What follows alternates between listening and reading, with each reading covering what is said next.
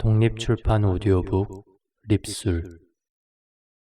이 오디오북은 50+ 중부 캠퍼스에서 이세용 강사가 진행한 오디오북으로 자서전 쓰기 강좌의 수강생 출품작 파린의 라이프 스토리 중 한 부분입니다.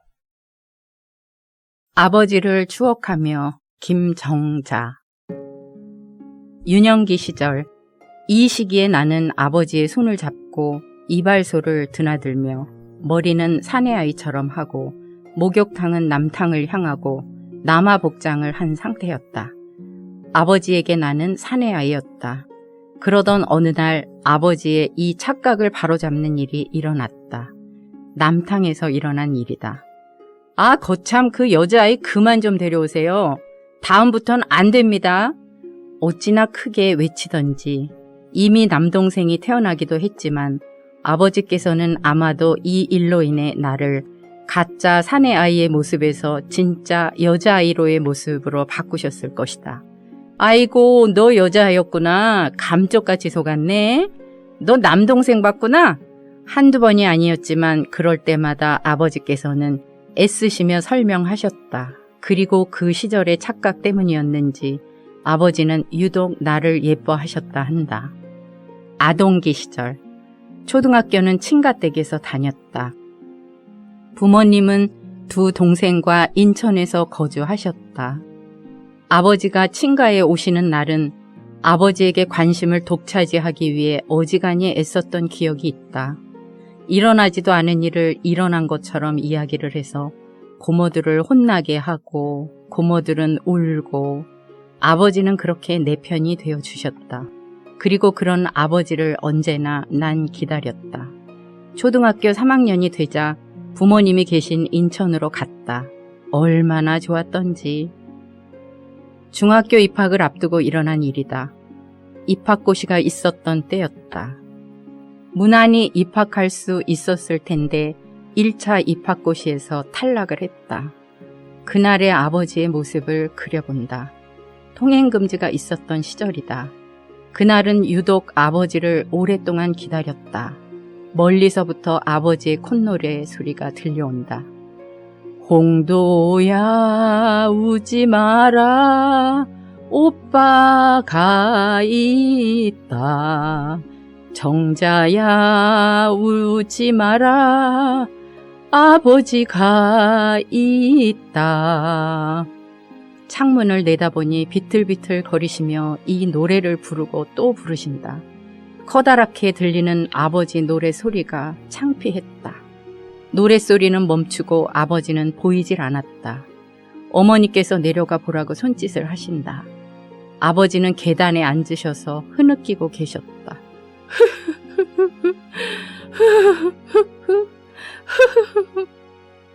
나도 눈물이 났다. 아버지 일어나세요. 죄송해요. 괜찮아. 뭐 어때? 그럴 수도 있지. 괜찮아. 들어가자. 술 냄새가 코를 찔렀다. 이 일이 나에게는 학업에 대한 강한 의지를 심어준 날로 기억한다. 감사합니다, 아버지. 청년기 시절, 중학교 입학과 함께 아버지는 젊은 나이에 퇴직을 하셨다. 그리고 서울로 이사를 했다. 서울 집과 인천 학교를 오가는 기차 통학을 어느 정도 해야 했다. 그 당시 서울의 중학교는 뺑뺑이를 돌려 배정을 받았던 시절이었다. 전학을 하려는 학생은 빈자리가 날 때까지 기다려야 했다. 1년여의 기다림 끝에 서울에서의 중학교 생활이 시작됐다. 모든 것이 낯설고 두려웠다.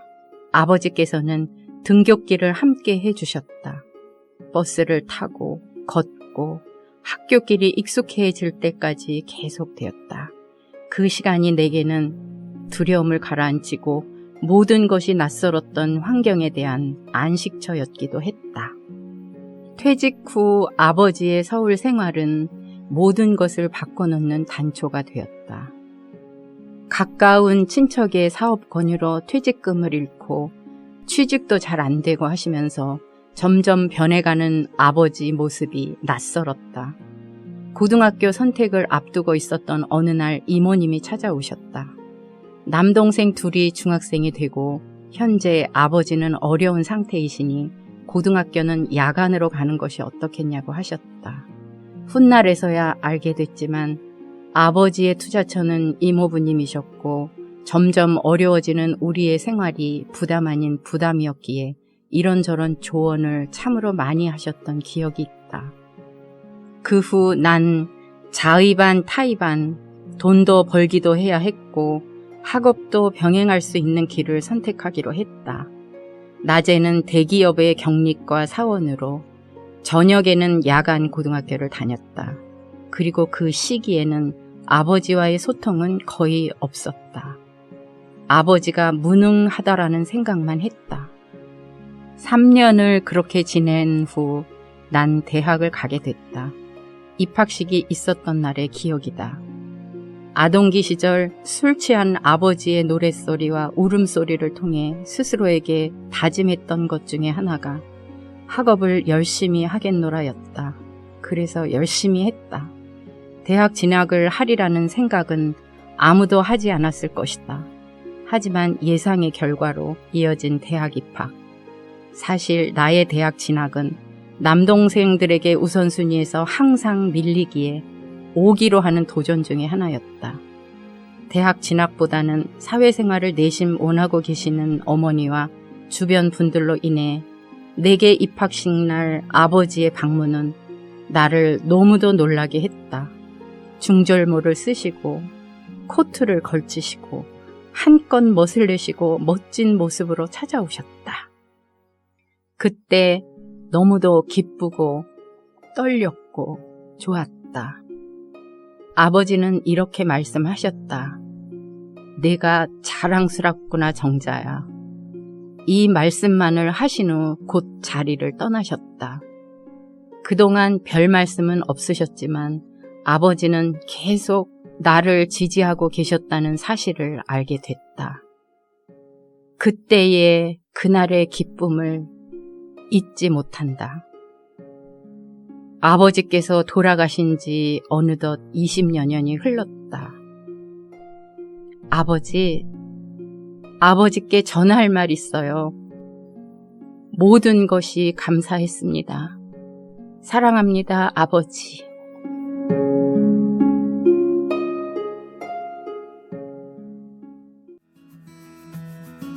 이제 저는 자서전 쓰는 것이 제 인생 버킷리스트 중에 하나였어요. 그런데 이제 이거를 어떻게 써야 할지 시작은 해야 되겠는데 굉장히 고민을 많이 하고 있었던 차에 우연히 이제 50 플러스라고 하는 곳을 알게 됐고, 이제 그래서 여기서 이제 이세용 강사님도 만나게 됐고, 또 커뮤니티를 같이 하시는 멤버들도 보게 됐고 그랬는데, 이렇게 자서전은 물론이고 목소리까지 녹음을 하면서 오디오북이라는 거를 참여할 수가 있구나라고 하는 거에 너무 놀라웠고 기뻤고, 또 현실로 아직까지는 받아들여지진 않지만 뭔가 이 일을 통해서 제가 자신감도 많이 생겼고, 이렇게 자서전 쓸 수 있는 거구나, 이렇게 내 목소리를 담을 수 있는 거구나 라고 하는 생각에 아직도